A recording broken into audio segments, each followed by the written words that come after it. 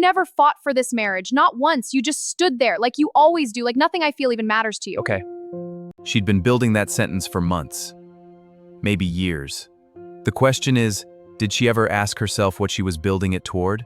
That's it? Okay, that's your response? I'm telling you our marriage is dying and you say okay? What would you prefer I say? Something, anything. God, Damien, this is exactly what I'm talking about. You're so cold, you're like a wall. I can't reach you. You're reaching me right now. Don't do that. Don't get clever with me. I'm being serious. So am I. I have given you everything. 5 years, Damien. 5 years of trying, of being patient, of waiting for you to just show up. And you never do. You never fight for us. Walk me through what fighting looks like to you. What? Specifically, what does it look like when someone fights for a marriage? It's not you can't just define your way out of this. I'm asking a genuine question. It means caring. It means not just sitting there when I'm crying. It means coming after me when I leave the room. It means grand gestures, Damien. It means trying. So chasing you down the hallway? Don't make it sound ridiculous. I'm not. I'm just clear on what we're talking about now. You always do this. You always make me feel stupid for having feelings. That's a stretch.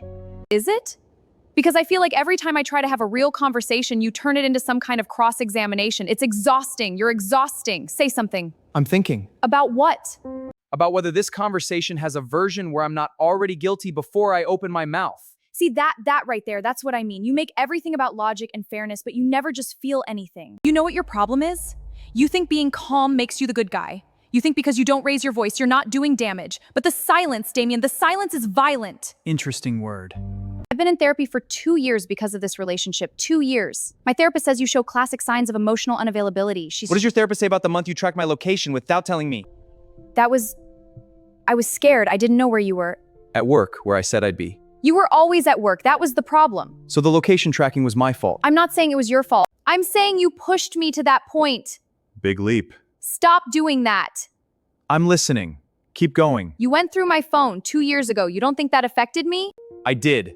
After you left it open on a conversation you've been having for 6 weeks with someone you called just a friend. I can't believe you're still holding that over me. I apologized for that. I went to therapy. I worked on myself. And you couldn't forgive me. You never really forgave me, and you just stayed and made me feel guilty forever. I stayed because I believed you. Then why did everything change? Something did change. You're right about that. What? My patience isn't infinite, turns out. So now I'm the villain, I make one mistake, and suddenly I'm the reason this marriage failed? I didn't say that. Then what are you saying? I'm saying you told me I never fought for this marriage. And I'm sitting here remembering 18 months of couples therapy you stopped attending after the 4th session, the trip I canceled to be home more. Every conversation I tried to have that ended with you leaving the room. And I'm wondering what fighting looks like from where you're standing.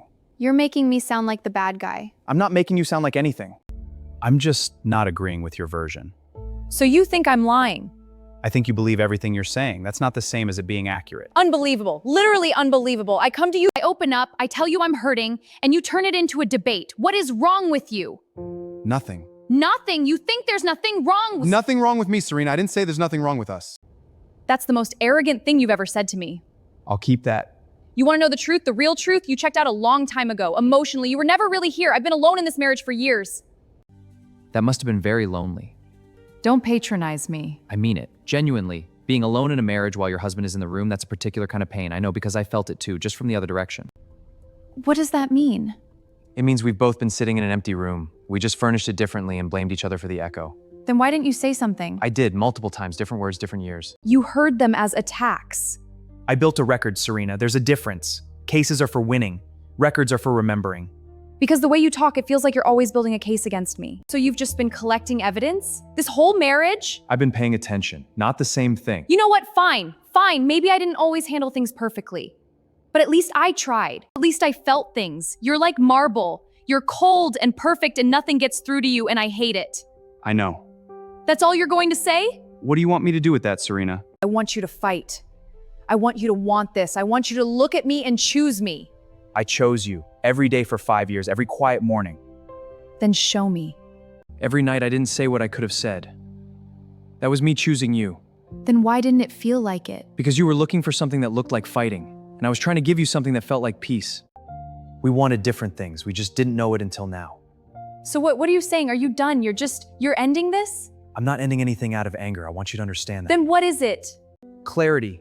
I finally have it. Damien. You said I never fought for this marriage. I'm gonna let you keep that story. I'm not gonna argue with it. I'm not gonna write you a list of evidence. I'm not gonna convince you. Because I realized trying to change your version of events is exactly the fight you've been asking for. and I'm not interested in winning it. So that's it, you're just walking away. I'm walking towards something that's different. What are you walking toward?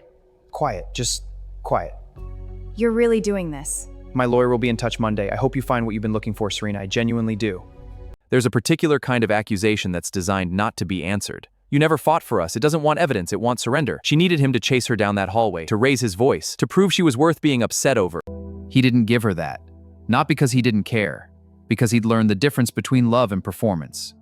Marcus Aurelius wrote, "The impediment to action advances action. What stands in the way..." Damien didn't walk away from a marriage. He walked through what the marriage had actually become, and he saw it clearly, maybe for the first time. Clarity isn't cold. It just looks that way to people who mistook your stillness for indifference. Some stories end with a door slamming. Some end with a door closing quietly. The quiet ones are harder to argue with. And maybe that's the point. If you've been in a room where nothing you did was ever enough, where your calm became evidence of not caring.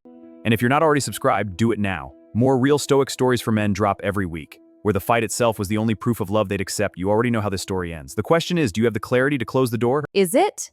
Because I feel like every time I try to have a real conversation, you turn it into some kind of cross-examination. It's exhausting. You're exhausting. Say something. I'm thinking. About what?